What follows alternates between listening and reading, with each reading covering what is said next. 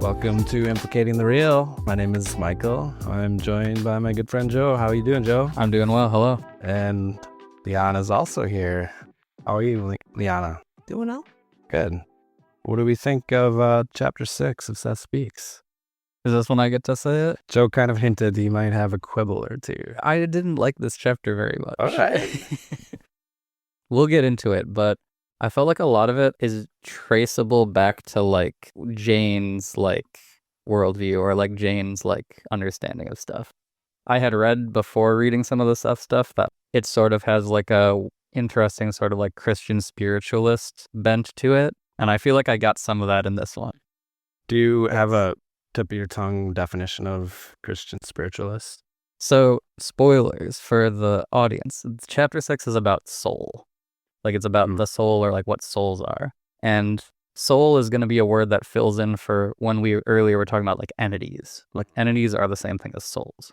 And here, Seth is talking about a bunch of misunderstandings people have about soul, right? And all of those misunderstandings essentially, to me, seem like they track onto sort of an American folk or like layperson understanding of the soul in like a Christian American context, right? So were you taking issue with like his contention that our misconception is this specific definition of the soul? Right. Yeah, like I kind of agreed with that. Like he's saying like, he's implying that most of you think this and that's wrong. And like, I was like, I don't know if I think that specifically. Yeah. Before we started recording, I was telling these guys I've been reading, I did my preparation reading a bunch of ethnographies. So that's where my mind's going right now. I appreciate all the different angles you're bringing in here, Joe. What were you going to say, Liana? Oh, I was going to say, I thought it was interesting you picked up on that because Jane did go to, like, she was raised Catholic. She went to Catholic school. Certain priests were a huge part of her life. You'll probably find out later, a big part of how her life turned out. Interesting. Okay, cool. There is a through line.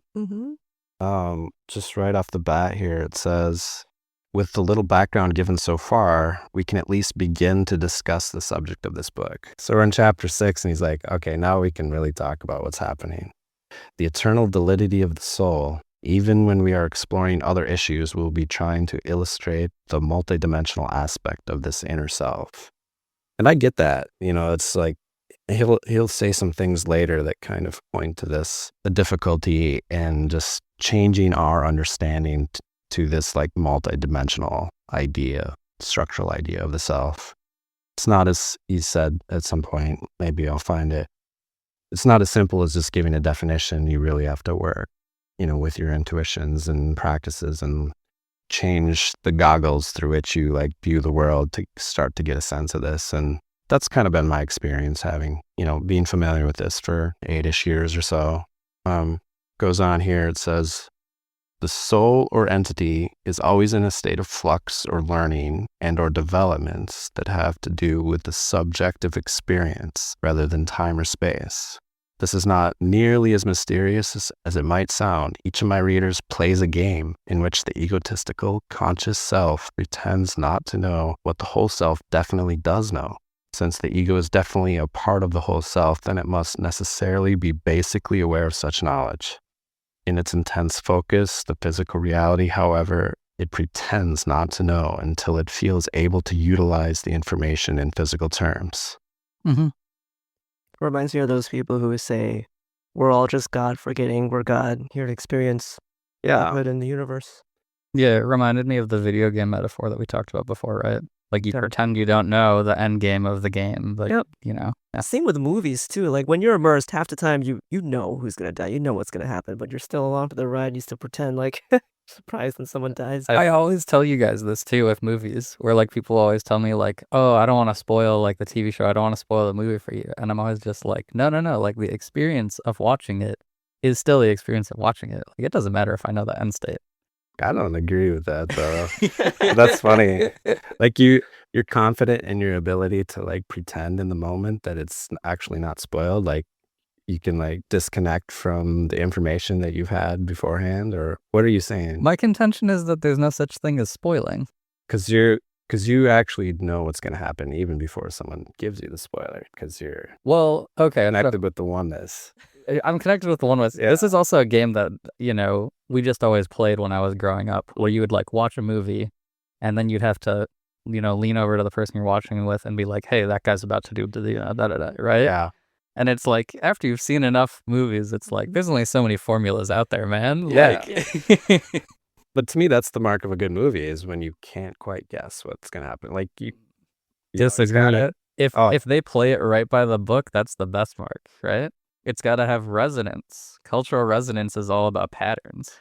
Yeah, there's a way where if they are just hitting the notes, that it can still be good, but I feel like they have to do something even better. Would Schindler's List have been a good movie if at the end of the day he doesn't save anybody? It'd be like, you wouldn't expect it, but it's like, well, why? Why am I watching this? That's true. I feel like there have been movies like that where the credits roll and you're like, what was the point? You're right. It's like disappointing. Have you ever seen, this is kind of a dumb comedy, but it's The Other Guys. You ever seen that movie? Isn't that like a So Will Ferrell. like a buddy cop? Yeah. Yeah. I haven't seen it. So are you okay with the spoiler? Yes, Are I'm we okay with this. It's not a huge plot Listen, point. you can move ahead 5 minutes if you don't want. Yeah. So Will Ferrell and Mark Wahlberg are like the main characters, and they're cops, and they're kind of like the little guys struggling up and coming cops. And the two badasses are like The Rock and Samuel L. Jackson, and they're just like every day they're just like shooting up people and making all these arrests, and they're like the all-star cops. So they follow those all-star cops, and they're like chasing some bad guys, and they're on the top of this roof, and they're like, the bad guy like somehow like zip lines away or something, and they look at each other and you're like, you know what, you thinking what I'm thinking? And they both say at the same time, aim for the bushes, and they jump off the roof of this building, and then they just die. Was that how it ends? No, that's just like not even the main plot. It's just like, it's just hilarious because like you're trained to expect those action type movies that they just like somehow like tuck and roll and like get up, but they just like jump off the building and they're dead. Okay, yeah, that is sort of a subverting expectation. That was an amazing experience. I was watching it with my mom and we were rolling. Funny. So we're right on track so far. Yeah, we're definitely not getting distracted. No, but I think movies are like a very good metaphor for this idea of like pretending. Like everyone has this experience where you like get lost in the experience of a movie. No. And you come back, oh, I have a whole life outside Yeah, of this. especially horror movies, like Right. they're just actors, it's just fake blood, but like Yeah.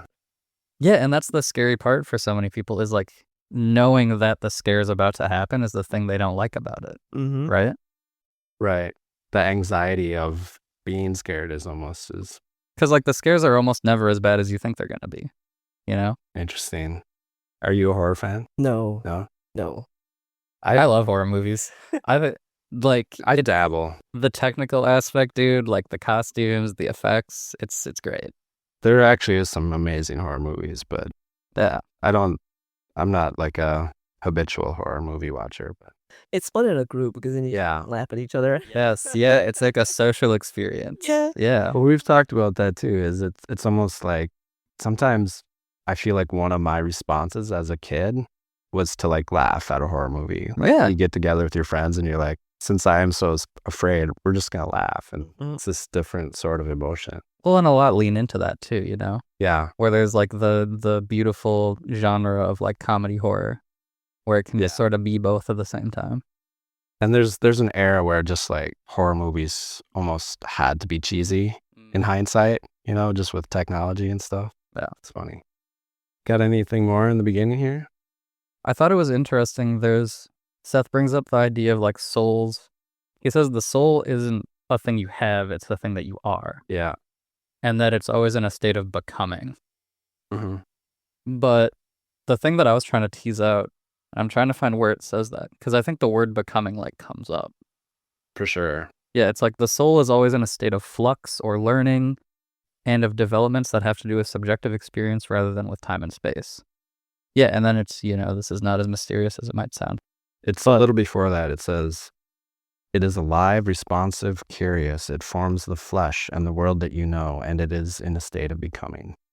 But it seems like Seth sort of says like, yeah, the soul's in a state of becoming, and then sort of like takes it back right away, where it's like, well, but it's not like becoming like in time. It's not like becoming. It's like always already becoming, you know? Because it's like, how can you be in a state of becoming but be timeless, you know?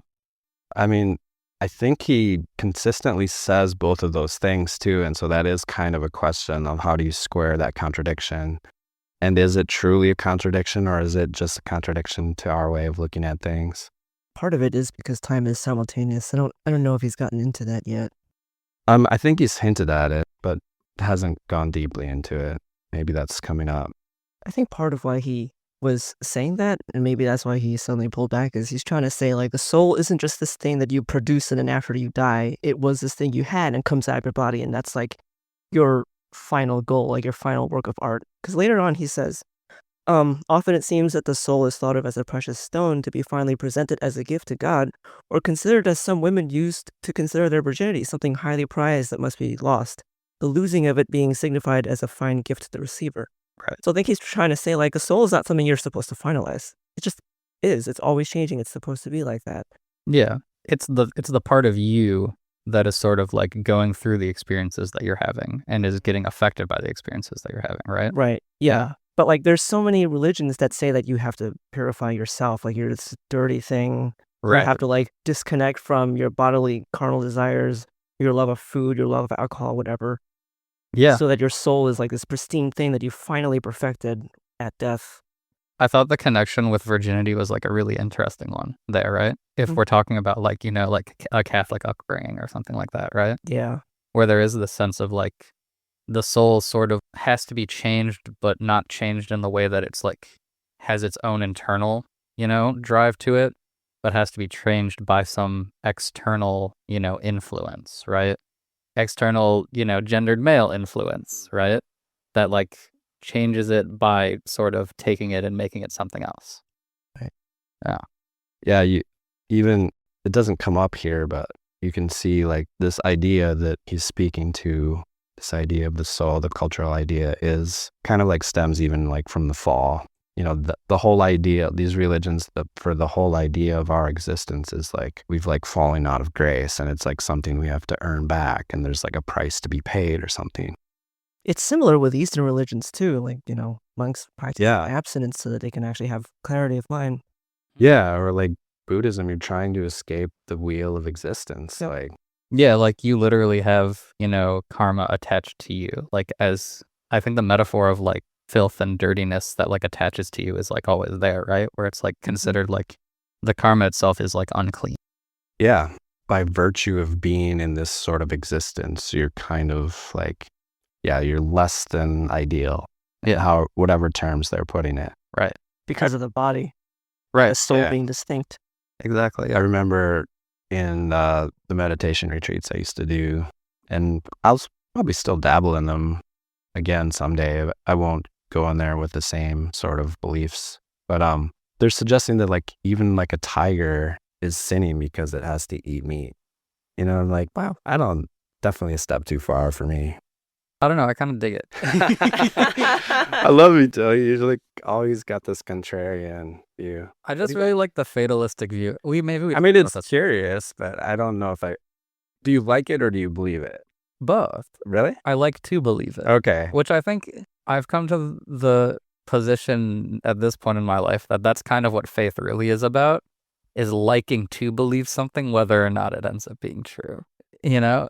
That's funny. Like knowledge and wisdom is about knowing something because it's true, regardless of how you feel about it. But faith is all about being like, I like that story the best. I'm just gonna roll with it.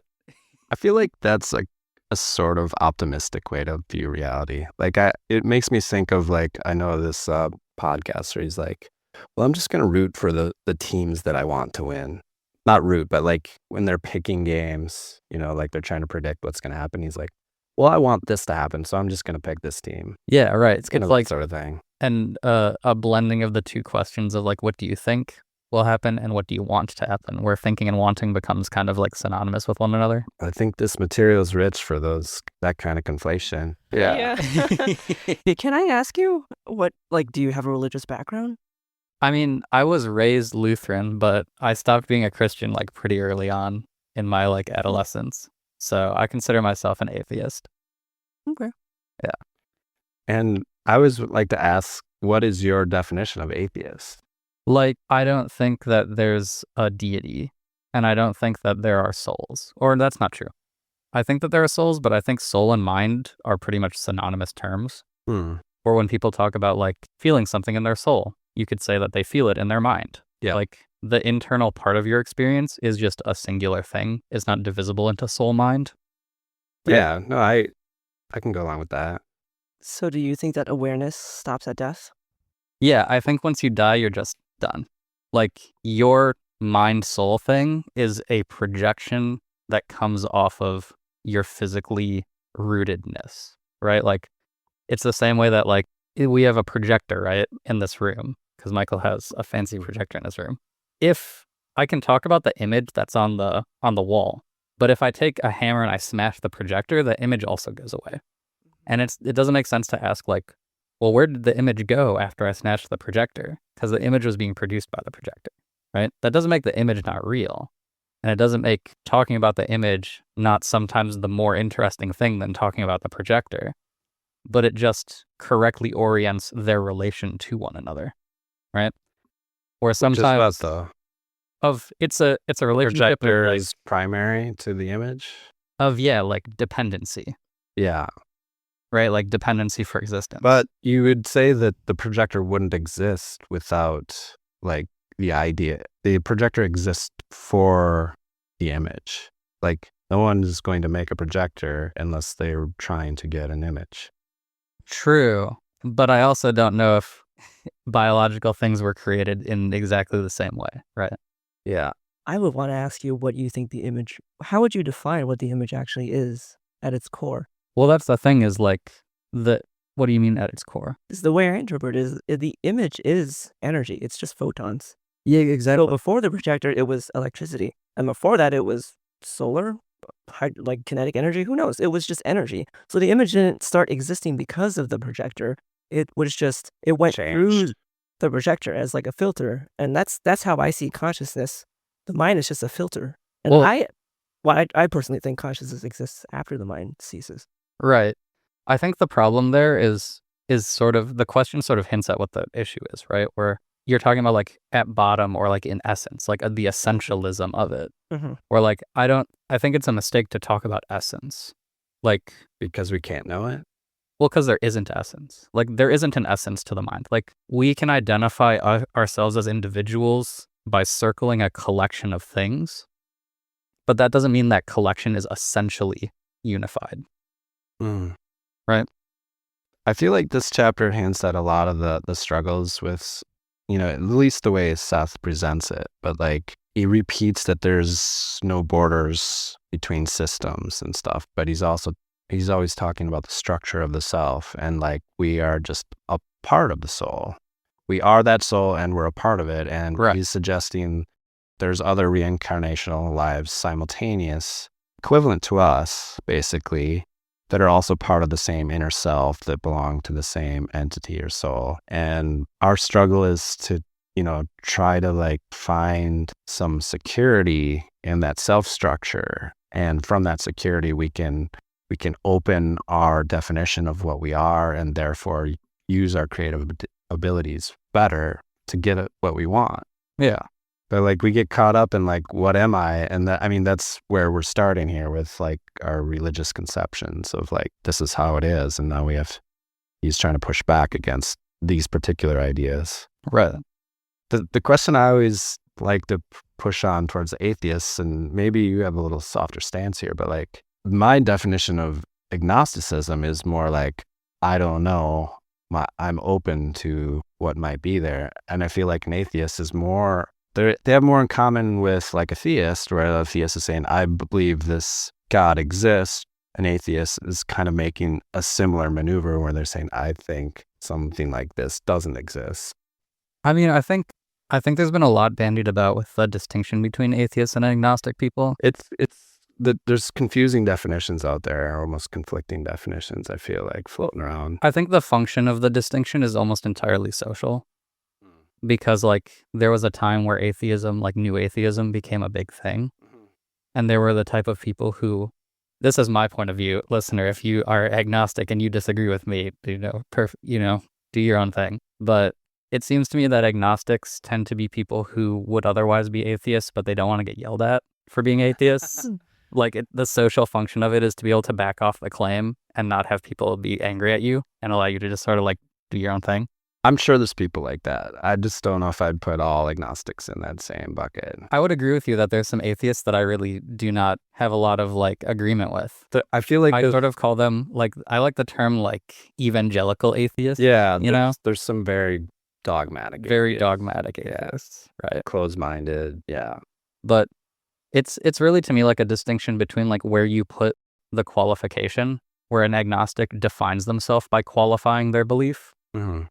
Whereas I think a responsible atheist person says, hey, look, this is what I believe, but there are qualifications on belief because everyone has qualifications on their belief. I could be wrong, but this is what I believe. Whereas an agnostic is defined by the qualifications. That's just weird to me. But this is my frustration, is that I feel like there's a subset of each of those camps that are like basically they're closer in worldviews to each other than they are to people within that same categorization. Like if I'm calling myself an agnostic and you're calling yourself an atheist, I think we're actually closer, our views are more closely related to you to an extreme atheist and me to an extreme agnostic. Well, yeah, because there's like a lot of dimensions to belief, right? Yeah. Like we could be similar in the things that we think is important. I almost want a new word, but the way I like to look at it, and maybe these terms came from Seth, I can't remember, but like trying your beliefs on like clothes, wearing them around and seeing how they fit, seeing how you feel, how you like it. Because it's just like you can't escape beliefs. And even if you feel like you're refining them, they could be in some sense like arbitrary no matter what, you know? Yeah. Like you're not necessarily progressing towards a more clear, pure, right view. Well, that's why I think the distinction I made earlier between like belief and faith is really important. Because I think it behooves a person to be able to know what their set of facts or their set of knowledge is. Mm-hmm. And have that be sort of like a bedrock where it's like, this is unshakable. Like if you're going to change me from the things I think are true, you have to do a lot of work, right? Yeah. And then you hold, the world or your interlocutors to like a high standard of like, if you're going to shake me from this belief, you have to do so rigorously.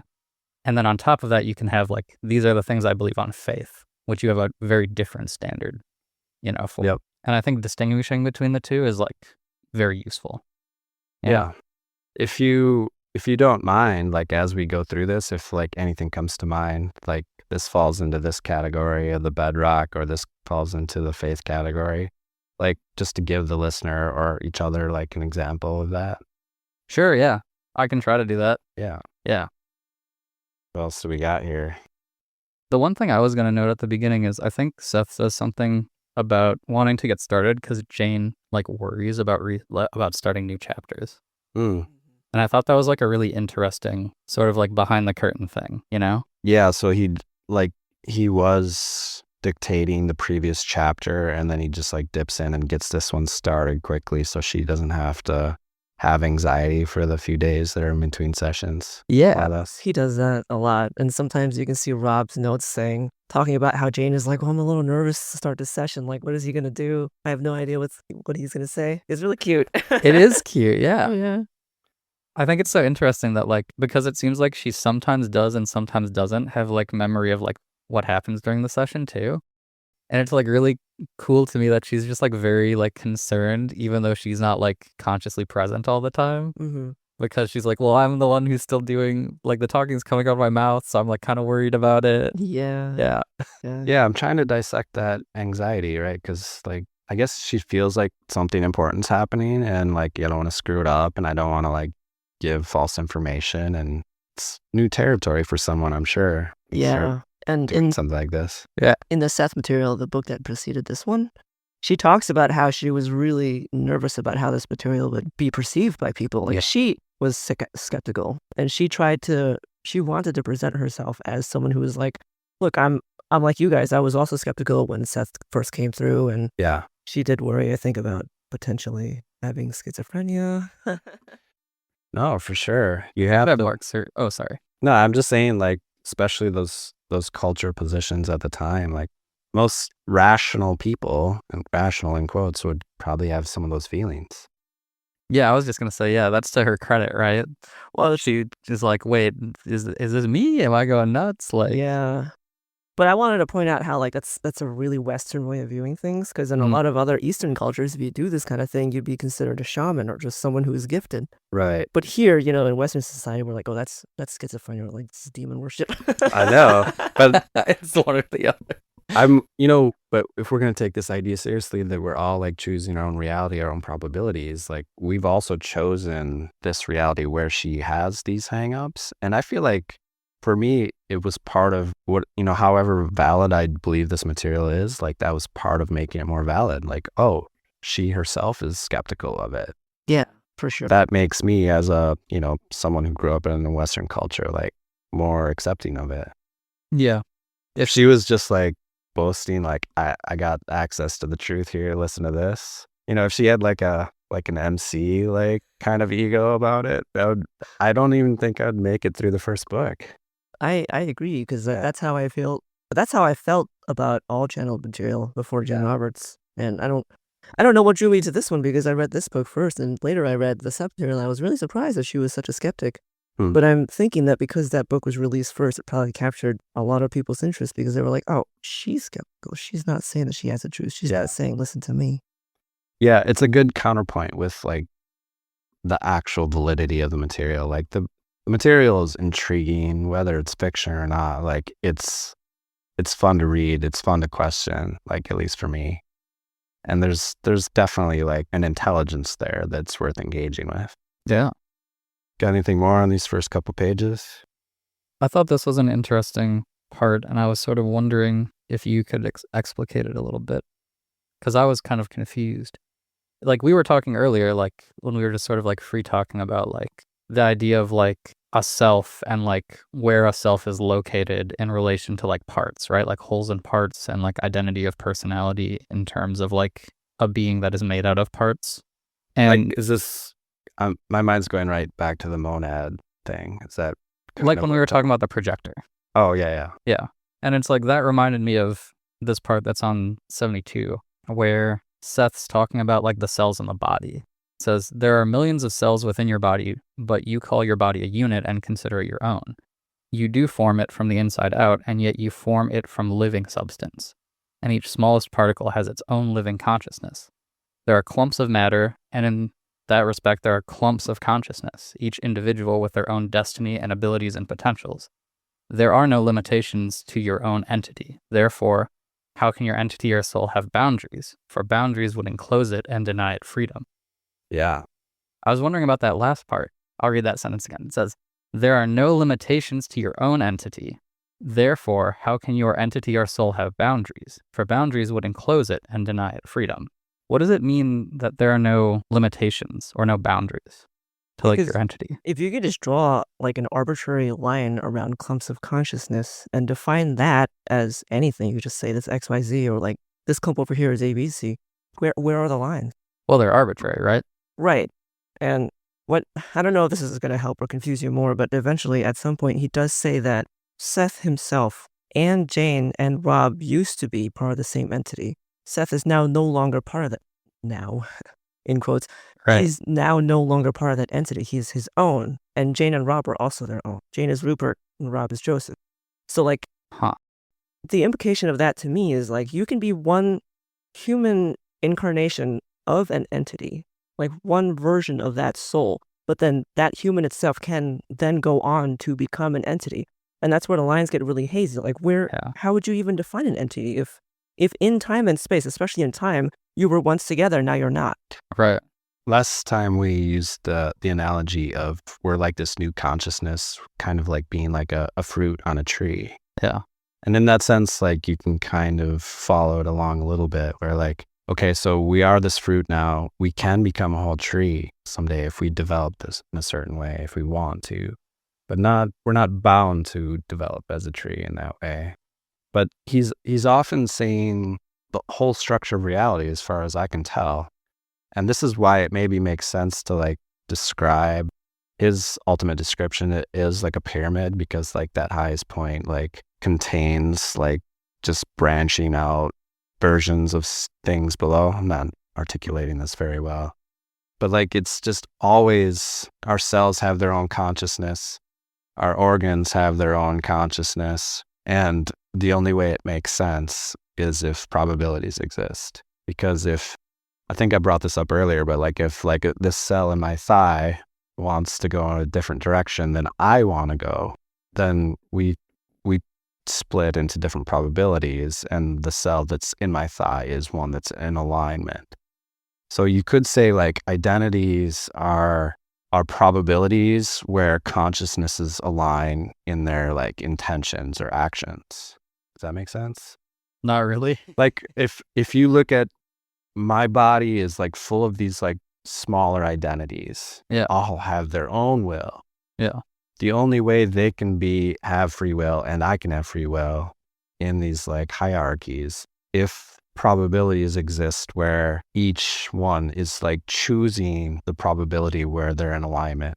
So in order for me and this cell in my thigh to be on the same page, we choose the probability where we're both trying to like stand up, you know? I just don't, I wonder if free will needs to be that like extensive.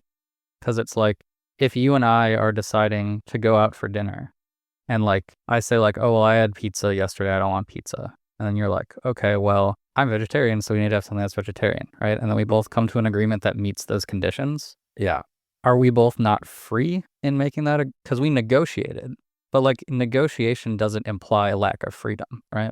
Yeah, but like in a self structure, there's a little bit more limitations. Like we're not necessarily the same self unless, you know, we're roommates and friends. So if you're looking at it in that sense, it's analogous maybe. We're like well, because like to me, like the idea of free will starts from the idea of like human persons and then gets extended to other things, right? Where like the idea of free will is most at home when you're talking about human beings making decisions, right? Well, I mean, that's the perspective we're coming from. And I think this theory is radical to that perspective, right? That's why it's tricky to get a handle on it. So then is freedom different on that level? Like it's not freedom in the way that you would normally think about it? I don't know. Okay. I mean, if you find a more specific question as we go along, just like shoot it out there. Yeah. Another thing I was going to say concerning the solar entity just not having boundaries is I think later he suggests that there's like actually no limit to the amount of energy that it has access to. Yeah. And I think that's a big part of understanding the no boundaries thing. That's a really good quote. Can I jump on one thing and then go to Sure. quote? Yeah. The one thing I was going to bring up when you were talking about the Seth and Rupert and Joseph, like super entity, right? Mm-hmm. If Seth no longer is part of that entity, isn't that a boundary on that entity that it doesn't include Seth anymore? This gets tough because like, it's the caveat thing, right? Yeah. There's no real boundary. There's no, plus like we in physical life feel like time is like a real thing. But he says before, he said somewhere that time is like a secondary aspect of reality. It's not a primary aspect of reality. We just have to like perceive reality linearly as like frame by frame. But that doesn't mean that the whole film doesn't exist at once. And so he was once part of that entity, and he still is because time is simultaneous. But right now, the frame that we're looking at in the 1970s when he's in that room with Jane and Rob, he is now his own entity. I hate using the word now because it just implies like validity of time, but just to let you know, Joe, this trying to like get outside of time it's like a struggle. It's gonna last for years. Is it sort of like you could draw a Venn diagram where there's like entity 1, entity 2, and then in the middle part of the Venn diagram is the Seth personality that they're both puppeting? Yeah, but then in that diagram that you're drawing, if you were to draw every boundary, like every definition, the whole piece of paper would be black because it would just be circles and circles and circles. Right. Like, here's another analogy I wanted to bring up earlier.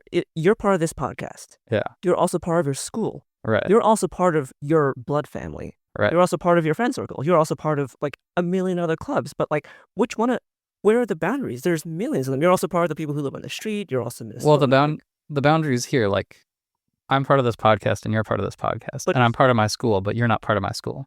Right, but you're all these things simultaneously, so the boundaries don't even matter because you can. But the boundary matters because you can't just walk into my school, right? Like they would stop you and be like, "Who are you? You need to sign in." That's the boundary. Right, but then when you're talking about the free will thing, where you can become something, and when you look at it, when you like step back and zoom out and say time is simultaneous, and then you look at the probable realities that Michael was talking about, like Seth would say that anything that you can think of exists already in some reality. It might not be physical, but it exists. And then this touches upon like the theories of physics of infinite realities, infinite probable universes. You look at one, and that's like in this one, Joe's a teacher. In this one, I'm the teacher at your school, and you're just you're software. Like we saw. Where's the boundary, motherfucker? Yeah, right. Now you got to side in the side. That's yeah. So like, yes, in this reality, I am not part of your school, but in another reality, I'm teaching there, and you're not. That seems like a convenient way to a belief system, right? Because like I could like cheat on my girlfriend and be like, well, in the other reality, you cheated on me, so infinity is the ultimate cop out. It is, but it's. I think the boundaries are going back to like the previous quote we read. It's what we're pretending. You know, as physical beings, we're pretending to follow these physical boundaries. We're pretending we don't know. In some sense, like all the boundaries are just boundaries of awareness. Okay. And so like we're pretending to forget our broader consciousness, and we have this narrow perspective. And with this narrow perspective, we're building new consciousness in a way that wouldn't be built otherwise, because we're taking on this really specific, weird view of things, and it gives us this totally different experience. And that's how the soul becomes or grows from adopting limitations like this. When it's adopting limitations, it's another way of saying just taking on boundaries almost arbitrarily. I'm going to play this game. I'm going to follow these rules. They don't really exist, but it's fun to play. I'm getting something out of it. I'm learning, I'm becoming, I'm having an experience. So does this eventually break down into like a universal soul type thing? Like if fundamentally all the boundaries are adopted sort of like in a creative sort of play sense, does that mean that all the entities actually are just one entity? Yeah, I think that's the aforementioned pyramid. That's the pyramid, right? And I mean, that's just the way Seth puts it, but he himself has the humility to say like he doesn't presume that he can imagine the ultimate. I mean, he drops a few hints, and he definitely asserts that he knows more than we do about that end of things. But like, I mean, that's to me is like the easiest leap of faith is just believing in infinity. Believing that there is a boundary to anything is a lot more difficult for me to believe that there's no boundary to anything. Strange as that sounds. Like, I just remember like, even as a child, like hearing people thinking that there's like an edge to the physical universe, and like, it doesn't make any sense to me. I mean, do you think that there's a speed limit On the highway or to like to physical? physics? Like, can you go faster than light? Well, Isn't that a boundary? but those are always contextual, right? Like it's physical speed limit. Well, no, because no matter your frame of reference, light goes the same speed. That's like the weird thing about light. It's actually not contextual. But how do we know that outside of a context of like a physical universe? Well, that's the only time you have light is in a physical universe. Right. That's what I'm saying. It's But like, there's a thing of like speeds actually are variable depending on your like frame of reference, right? Like there's the time stretchy thing that happens, but that doesn't happen with light. It's like weird that way. The whole concept of speed has to do with time and space, and by virtue of being time and space, those are limitations and boundaries. So I'm just saying, like, in that context, yes, there's a limit. I see what you're saying now. That context is just a limitation. I see what you're saying. Yeah. It's tricky. You look like you want to say something. No, I don't. I just think this is really interesting. This is fun, yeah. We're probably not going to finish this chapter today, but that's fine. We're definitely not going to finish. I want to read this. This might be my favorite section of the whole chapter. The solar entity is itself the most highly motivated, most highly energized, most potent conscious unit known in any universe. It is energy concentrated to a degree quite unbelievable to you. It contains potentials unlimited, but it must work out its own identity and form its own worlds. It carries within it the burden of all being, Within it, our personality potentials beyond your comprehension. That kind of like, just gives like a shiny view of like the all-powerful soul here. But the parts that I really like is that it must work out its own identity and form its own worlds. Yeah, I like that quote a lot. That appeals to me. I like when I talked about it being like the most energized in any universe, right? Yeah. It's like an interesting idea that souls are sort of like this creativity, like battery almost, this like endless wellspring of like energy. Yeah. I'm trying to think of the terms I used to put in, but like we're stuck in this, as physical beings, we're stuck in this idea that reality is a container. But Seth would say, or maybe Jane's initial conception, that it's more idea construction, or I feel like I used to have a better term than, but like everything that we think of as a container, all the physical universe, that is inside our mind, inside the soul that's creating the world.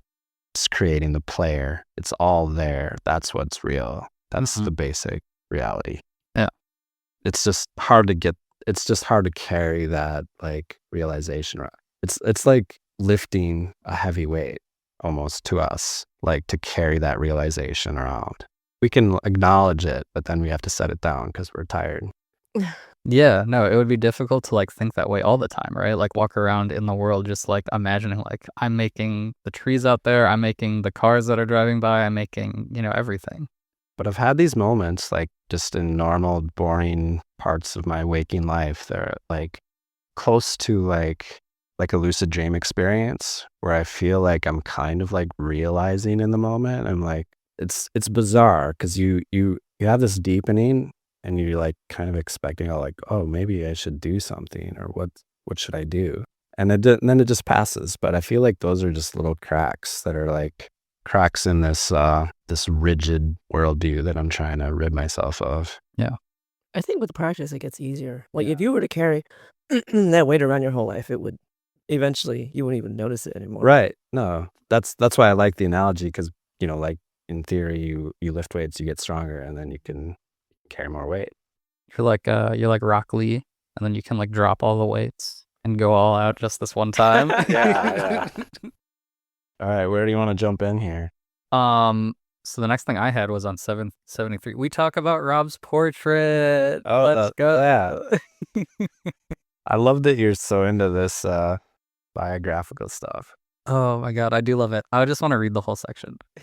Go for it. Now, remember in your portrait the sense of play and a light hand. Otherwise, you lose your sparkling colors and end up with a murkiness that you do not intend. Remember that the soul is plain behind the facade that you see. That even the body is in a constant state of almost magical activity, even though as you paint it in its chair, it is physically motionless. And then the parentheticals. Here, unexpectedly, Seth referred to a large portrait I'd been working on for the last month, and the one that gave me so much trouble today. The painting is of a patient in the hospital where my father stays. The subject sits mute and quite rigid in his wheelchair. Everything went well until I ran into difficulties with the color of his clothing. I found this so irritating finally that I ended up doing the whole thing over. As usual, Seth's observations about painting are excellent. I've said this many times before. Nor have I ever heard Jane discuss painting in Seth's manner. The two personalities approach the subject from widely divergent viewpoints. I love the like, hey man, I'm going to stop in the middle of the book. I got to help you with your paint. He's like, this guy's been struggling for a month. I got to say something. Yeah. But I thought there was like this interesting thing about how Jane and Seth both talk to Rob about painting, but they say very different things to him about the painting. Yeah. Right? I love this stuff when he talks about art. In the same way, I think we brought up he channeled the William James After Death Journal of William James. He did a Cezanne book, which I'm not totally familiar with Cezanne's art, but I think he's kind of like Van Gogh adjacent. And Jane channeled After Death Cezanne for Rob for his like Christmas one year. I have the book. I haven't read it yet, so maybe Merry there's a lot of Christmas. good stuff in there. I'm gonna have to get into it. That makes me so happy. What a good wife. Yeah. Hey, I'm going to channel Cezanne for you. Merry Christmas. Yeah, who else can give you that? Yeah. Well, there's the alternative reading that I've been going with, right, with some of this parenthetical stuff of like, what's Jane's motivation for talking in the Seth personality. And I thought that was such an interesting thing that, like, she's making recommendations to Rob about painting, presumably. But then she's also able to make this other type of recommendation to Rob that he would maybe listen to a different way because it's coming from Seth, you know? Mm. Like, I wonder how much Rob values the Jane contribution, right? Where he's like, Seth always has such good things to say about the painting. I remember you Does it, you know? brought this up before. Like, this is Jane's way of manipulating Rob. Yeah. Like, Oh man, imagine like she's been playing the long con, and this whole time she's like, I really want to criticize his painting, but I can't as his wife. So Yeah. she's gonna pretend to channel this enemy from. It's the same thing with the bed where she's like, I really want the bed to face the other way, but I gotta find a way to like tell Rob so he'll do it. Oh man, that'd be crazy. it's the longest con. It's the longest of cons. She makes him sit there and like record the book every night For and 20 years? Yeah. Oh man. I want to read the paragraph just after that. I had that one highlighted. It's still talking about art. You want the feeling within the apparent state of motionless of highly accelerated, contained activity that cannot be physically expressed, that must radiate from the painting despite the obvious and illusionary appearance of your figure. I don't know. He's just always hinting at like what sounds like an impossible task when it comes to like expressing things in physical form. Yeah. Having like You're capturing this accelerated activity that can't be expressed somehow. But like, I think if you find a painting that moves you, like you get a sense of that. Yeah. We're going to go look at a lot of art later today. We are going to look at a lot of We're art. going to have to figure out if we have this experience. Dude, if I find a piece of art that's like a person in a wheelchair and it looks like they have stationary, illusory motion, whoa. Someone out there owns this piece of art. It's somewhere. Yeah. Yeah, that's true. I want to say I interpreted that as Seth being like, look, you might not think I understand what you're going for. I know what you're going for. This is what you're going for, that state of like motionlessness while this person's stuck here. So I understand you. Listen to me, Rob. Take my advice. Yeah. Like, look, Rob. Yeah, I guess I was looking at that as like art in general rather than the specific person that he was talking about. I like that there was this part too where it's like later on Seth says, I believe there was some difficulty or was, and then in parentheses, there was, exclamation point, with the lower right-hand corner, you know, where it's like, yeah, it's that thing where it's like, Rob, look, I'm pretty sure I see what you're going for here. It's funny. I got something on the next page. Yeah. You insist upon focusing your attention upon the similarities that are woven through your behavior. And upon these, you build a theory that the self follows a pattern that you, instead, have transposed upon it. And the transposed pattern prevents you from seeing the self as it really is. Therefore, you also project this distorted viewpoint upon your conception of reality of the soul. Man, this touches upon something we talked about before. I don't know if it's recorded or not, but we were talking about how humans just like to categorize things, and that doesn't necessarily make them an actual valid thing. Like, it's to be a super hot take. The DSM-5 is a collection of symptoms, and we label it a syndrome that we later discover is not an actual like disease in itself. It's just something that happens among a subset of people. Yeah. But we like give it a name and we define it and we tell people you have this. Skipping ahead. Yeah. I have a quote that relates just to that on page 79. Even in these terms, your experience should tell you that words themselves make divisions that do not exist in your experience. Right. It's a fascinating subject to just think like how much of our idea of the world is just structured through our verbal definitions and stuff. I mean, earlier on this page, we have this thing that we sort of talked about at the beginning, right? Where there's this conversation about the soul being this object or subject, I guess, not an object, but like a subject of change. Mm-hmm. And that he says through his religions that he has a soul indeed without even asking what a soul is. And often he seems to regard it again as an object of his possession, where it's like the idea of like people sort of not identifying with their souls, but as identifying as like an ego that sort of just also additionally has a soul that it just sort of carries around with it and doesn't really do anything with, you know? It's interesting. I'm trying to think like how would our culture or any culture have this idea of the soul and just tie it more into more of a first person definition. Do you know what I mean? Well, I mean, I think a lot of, like, there's like a common trope of talking about like spirit as sort of like your breath, right? It's like your living force. Yeah. It's like the elan vital or whatever, right? It's like just the animating principle of you, Right. which seems a lot less like possessive. It seems more of like the soul is sort of like moving through your body. Yeah.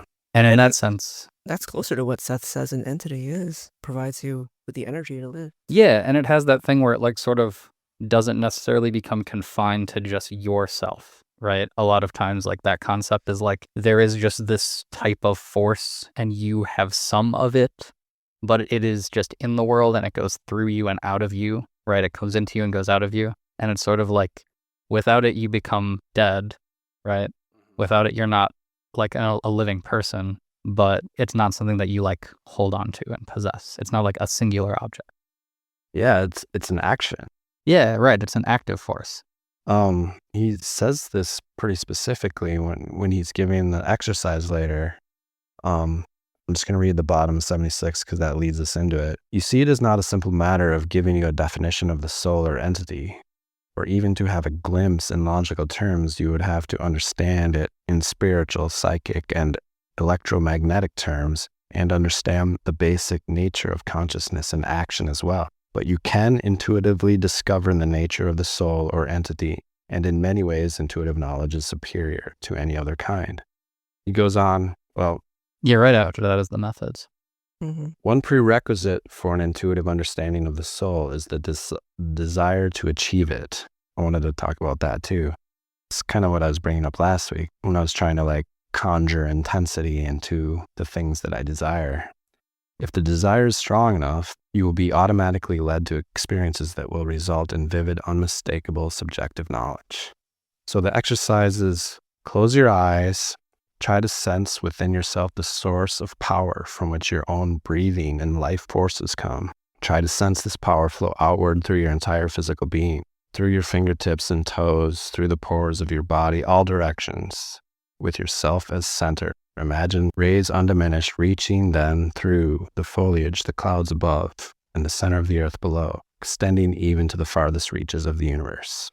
I mean, I just jumped off to the breath thing that we're on there, but it's interesting that he's describing that's a way of connecting to that intuitive experience of the soul. Yeah, what do you guys think of your breath? I called it in my notes starburst meditation. But like, what do you guys think of that method? That's a good shorthand. I like it. I like it, yeah. Yeah. I played around with it a little bit and I feel like there's something there. I know, like, I remember one time spending a summer with like a family that like let me go hang out with them on a lake one time, and the dad was like Taekwondo instructor. And I was like, what's the whole like, because they talk about like life force and like chi and stuff like that. And it's like, I was like, well, what's the whole like, can you explain it to me? Like, it doesn't make sense to me. And like his thing was like a really interesting exercise where he was like, put your hand on my shoulder. And then he like grabbed my arm and like bent it down because he just like put his weight on it and bent my arm down. He's like, okay, now imagine that you're pushing your arm past my shoulder all the way into the horizon. And it's like, okay. And he goes, boom. And he like hangs on it and it just like doesn't move. And he's like, oh, that's what it is. It's that you can sort of like extend your like force outward. What was your experience of that? It was really eye-opening. It was like very cool as a demonstration because I did not anticipate it. And it like definitely like made a huge difference where it's just like thinking about your energy in that way changes sort of the way you interact with the environment and with your own body. Is he kind of a badass? Oh, he was a badass. I mean, he said that with such confidence and it worked. Yeah, he's like, oh, I'll show you. No. It's just like, here, I can just do it in 5 seconds here. Yeah. Cool. That reminds me of those studies they did where they had a control group and like an experimental group. So the two groups of people, they would ask them to perform these exercises. I don't remember. It was just like imagining weightlifting or imagining playing basketball or something. So it was something that they could measure. And the control group would just like practice physically. One of the groups would practice physically, like actually doing the exercises. And the other group would not do that and just sit there and imagine it for weeks. And at the end of it, they actually measured that both groups had very similar amounts of muscle development. So like when you're imagining doing something, even if you're completely immobile, it's got to be still activating your muscles somehow. So I'm wondering if that's what he did for you, where he's just like, okay, imagine your arm is just like really extremely powerful, long thing. Yeah. And it just becomes stronger. Like you activate your muscles more tightly or something like that. Right. Yeah, I've heard of that study too, right? Where it's like a lot of where strength actually comes from is the neural development of like being able to activate everything like correctly at the same time. Yeah. Yeah. It's so interesting because I've been kind of over disciplined and working out my whole life, and a lot of my like injuries are just like wear and tear injuries from like doing this same intense exercise for 20 some years, and like to think that like I could just like mentally do it Just and lay in bed. just get the benefits, but it still takes effort. I will say this for like someone who's done a lot of meditating and stuff, like, you know, like it takes a lot of intention, and you can't just like, I don't know, multitask when you're doing something like that, right? Yeah. Right, because the focus is the point. Yeah, because that is the thing about, you know, intense physical exercise. It demands your focus. Yeah.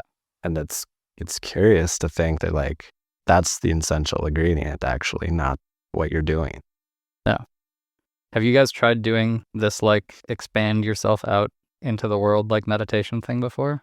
There's specific exercise, yeah, a few times.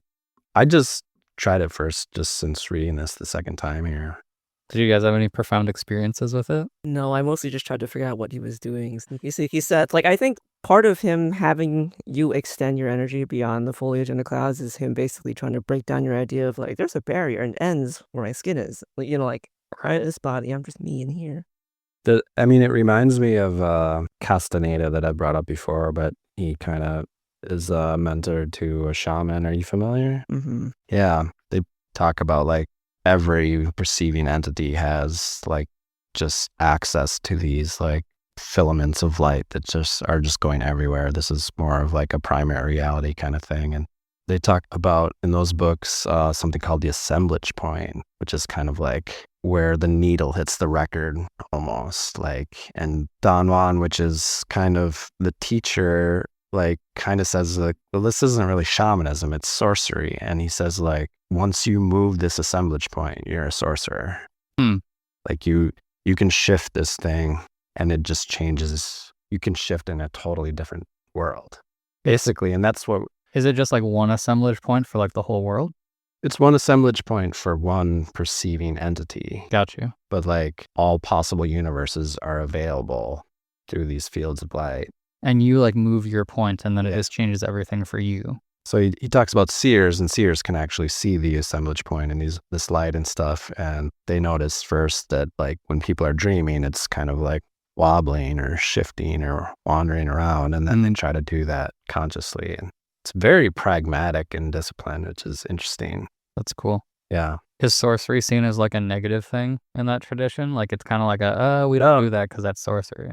No, it's literally what they're trying to do, but they're in like our own tradition of like colonization and crusades and Catholicism and stuff. So they've like been underground throughout history, and Castaneda was kind of like where society's kind of ready for this information to kind of come back out publicly. Makes sense. Very controversial also. Kind of like Seth material. There's always people like, it's the devil. Yeah. You're right. But you might be into these books. I actually lent one to our other roommate. Yeah. Weeks ago, Daniel. It sounds very interesting. I might have to take a look. That's our show, but fear not, the never-ending conversation continues next week. If you're enjoying the show, please be so kind as to subscribe, like, rate, and review. And if you're feeling frisky, tell a friend. Contact us at implicatingthereal@gmail.com. You can support the show at patreon.com/implicatingthereal. We are doing our best, but whatever support you can lend helps us appreciably. We are not affiliated with the publishers or proprietors, but we encourage you to get the books. You can follow along as we endeavor to dive deep into the Sethian worldview, and there's really nothing like cultivating your own relationship with the material.